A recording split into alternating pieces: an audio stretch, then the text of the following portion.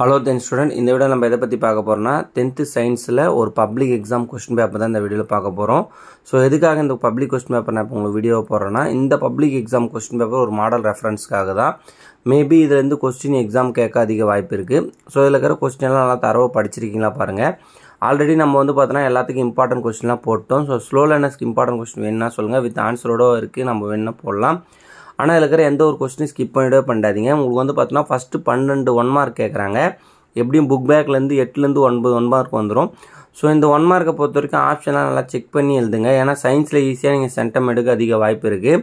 So அதனால் சயின்ஸை பொறுத்த வரைக்கும் நீங்கள் படித்த கொஸ்டின் தான் ஆல்மோஸ்ட் எக்ஸாம் ஹாலில் கொஸ்டின் பேப்பரில் இருக்கும். ஸோ அதனால் 1 மார்க்கை பொறுத்த வரைக்கும் 12 1 மார்க்கு தெளிவாக எந்த ஆன்சர்ன்றதை செக் பண்ணிவிட்டு எழுதுங்க. அதே போல் பார்த்தோன்னா ஆப்ஷன்லாம் கரெக்டாக போட மாட்டேறீங்க போல். ஆப்ஷன் போடலாம் மிஸ் பண்ணிட்டேன் அப்படின்லாம் சொல்கிறீங்க. எல்லாமே ஆப்ஷன் போட்டிங்களான்றதை டைம்ஸ் எடுத்து அதை செக் பண்ணி பாருங்கள். ஏன்னா எழுதுறது முக்கியம் இல்லை, எல்லாமே கரெக்டாக எழுதிருக்குமான்றது தான் ரொம்ப ரொம்ப முக்கியம். ஸோ நம்பர்லாம் கரெக்டாக போடுங்க. அதுக்கப்புறம் பார்த்தீங்கன்னா 2 மார்க்கை பொறுத்த வரைக்கும் உங்களுக்கு எல்லாமே ஈஸியாக தான் கேட்பாங்க. ரிப்பீட்டட் கொஸ்டின் தான் அதிகமாக ஆல்மோஸ்ட் ரொம்ப வரும் பார்ட் 2ல். ஸோ 22 மட்டும் கம்பல்சரி கொஸ்டின் கேட்பாங்க.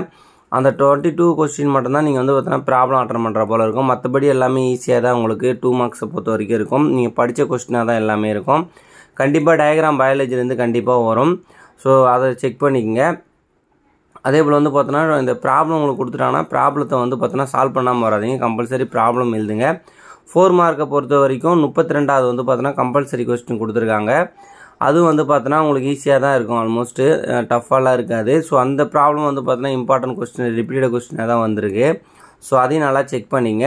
அதே போல் பயாலஜி பார்ட்டில் எந்த ஒரு கொஸ்டின் கொடுத்தாலும் டயக்ராம் பார்த்தோன்னா அதோட பார்ட்ஸை கரெக்டாக மென்ஷன் பண்ணிவிட்டு வாங்க. ஏன்னா பார்ட்ஸுக்கு தான் ரொம்ப மார்க்கு டயக்ராமுக்கும்.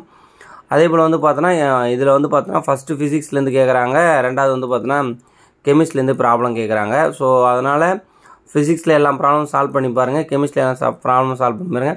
7 மார்க்கை பொறுத்த வரைக்கும் ஒரு டேரெக்ட் 7 மார்க்காக கேட்க மாட்டாங்க, 2 மார்க் 3 மார்க் அதுமாதிரி ஸ்பிட் பண்ணி தான் கேட்பாங்க. ஸோ அதனால் எல்லா கொஸ்டின் நல்லபடியாக எழுதினீங்கன்னா நல்ல மார்க்ஸ் கிடைக்கும். சயின்ஸை பொறுத்த வரைக்கும் நீங்கள் நல்ல மார்க்ஸ் ஸ்கோர் பண்ணலாம். இதே போல் அடுத்தடுத்து ஒரு 4 கொஸ்டின் பேப்பர் தரேன். அந்த 4 கொஸ்டின் பேப்பர் ரெஃபர் பண்ணாலே நீங்கள் நல்ல மார்க்ஸ் ஸ்கோர் பண்ணலாம். மறக்காமல் சேனலில் ஏன்னா புதுசாக பார்த்தீங்கன்னா சப்ஸ்கிரைப் பண்ணி வச்சுங்க, இன்ஸ்டாவில் ஃபாலோ பண்ணால் ஃபாலோ பண்ணி வச்சுங்க. So thank you.